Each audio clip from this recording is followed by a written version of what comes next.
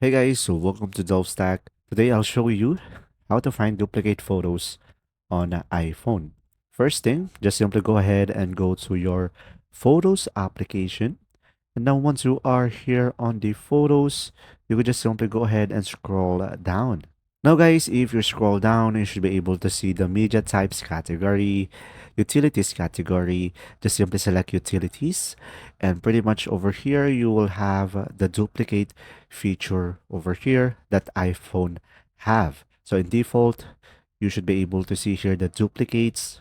So guys, just simply select the duplicate folder, and pretty much over here you should be able to see all of the duplicates that you have, and pretty much to narrow everything down, you should be able to have the merge icon as well to merge duplicates into one.